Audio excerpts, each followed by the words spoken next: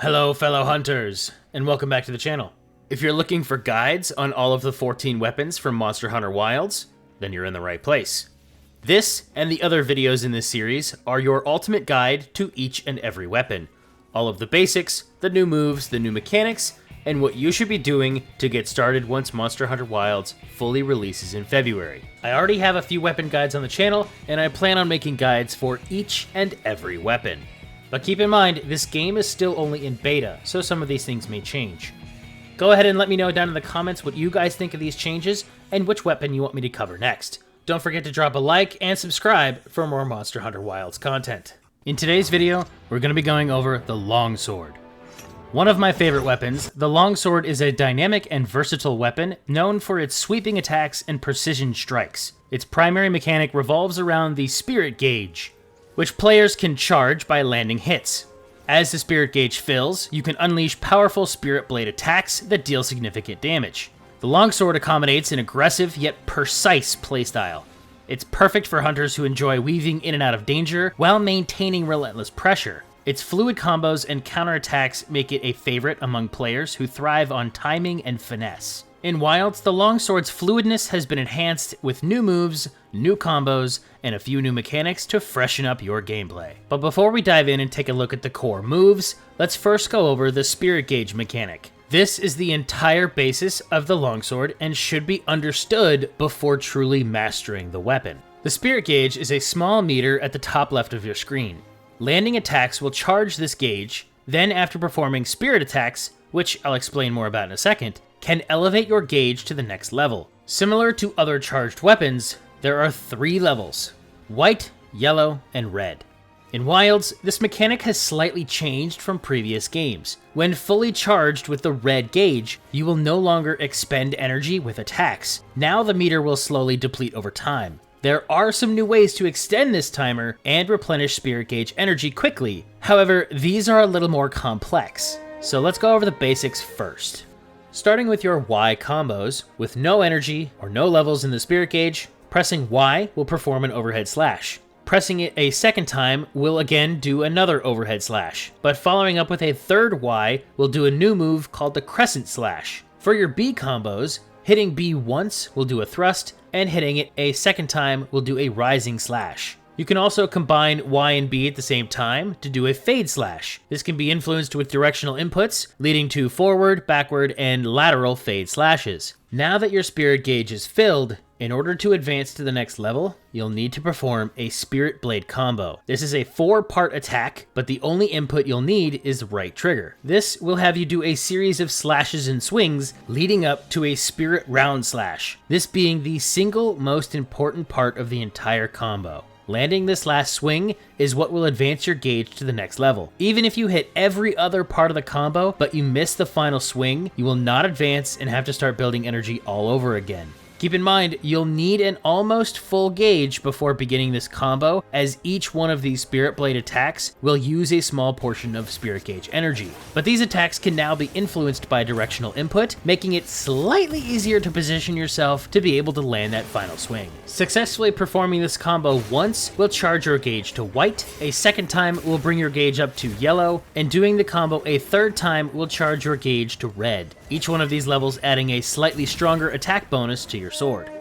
Taking things to the next level, let's move on to some more advanced moves for the Longsword, starting with the Special Sheath. This is the starting move for many of the following attacks that we're going to go over. Following any attack, pressing right trigger and A will have you sheath your sword in a very Demon Slayer type move.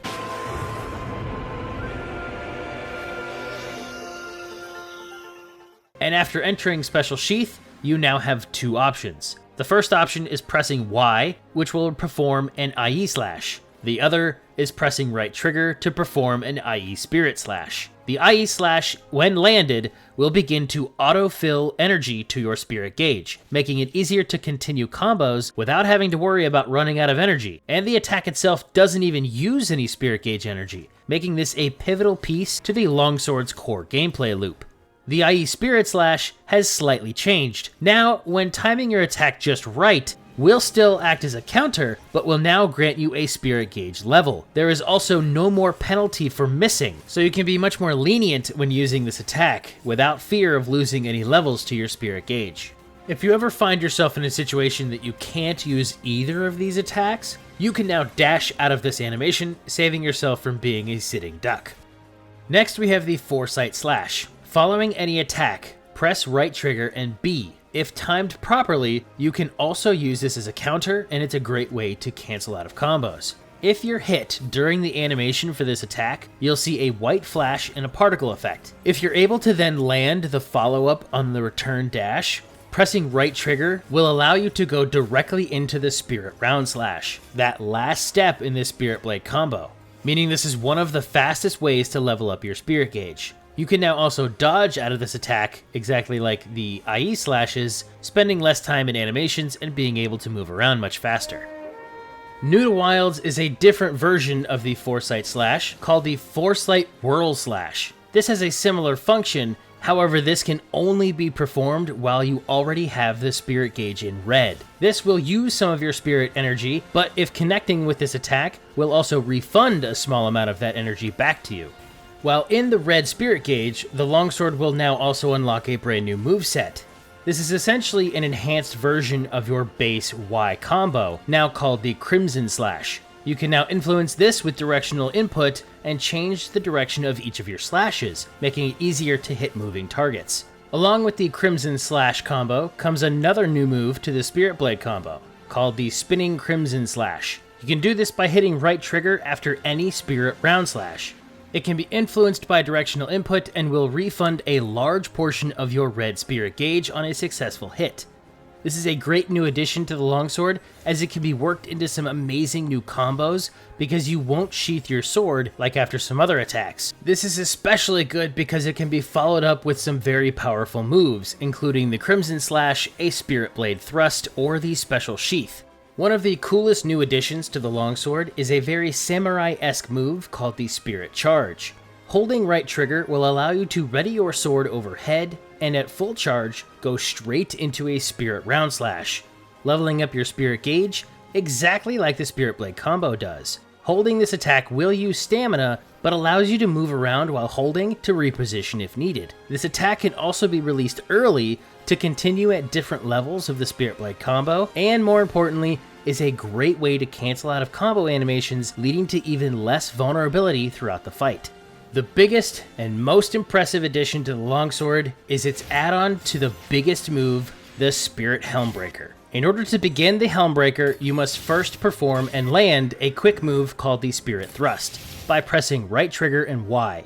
If and when you land this attack, you will immediately trigger the Helmbreaker. However, you will at minimum need to have the white level on your spirit gauge in order for this to happen.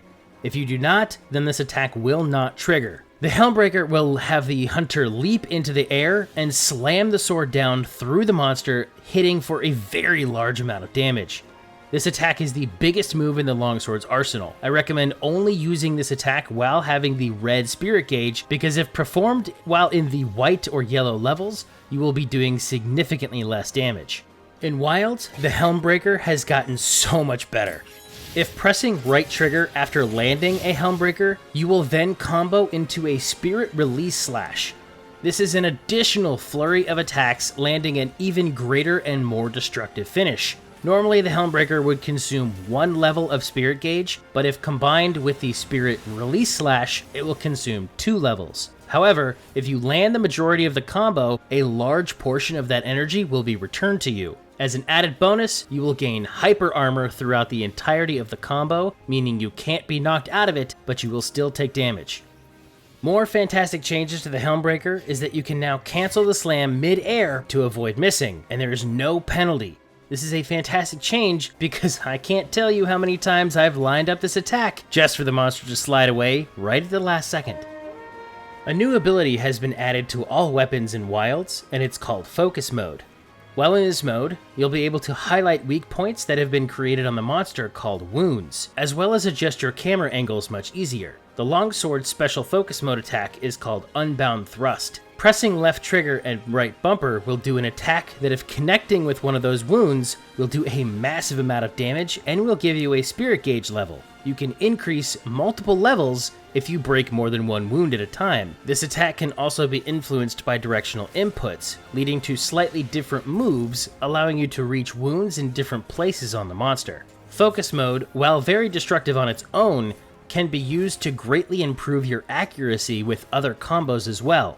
For example, using focus mode while in special sheath, you can spin in 360 degrees, or you can change the direction of your spirit helmbreaker. And lastly, just like all of the other weapons in Wilds, the Longsword has gotten a special new mounted finisher. This one is a bit more stylish than the others. Pressing right bumper after mounting and wounding the monster will have you perform a few spinning slashes, followed by one big jumping spin into a dismount and pose as you sheath your sword.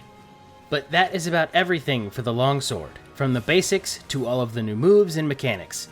Special shout to Ithmari over on Discord, who was kind enough to let me use some of his gameplay from the beta. Thank you again, it was a huge help. But let me know down in the comments which change is your favorite, and don't forget to subscribe for more weapon guides from Monster Hunter Wilds, coming very, very soon. Thank you guys for watching, and I'll catch you all in the next one. Wolf, out!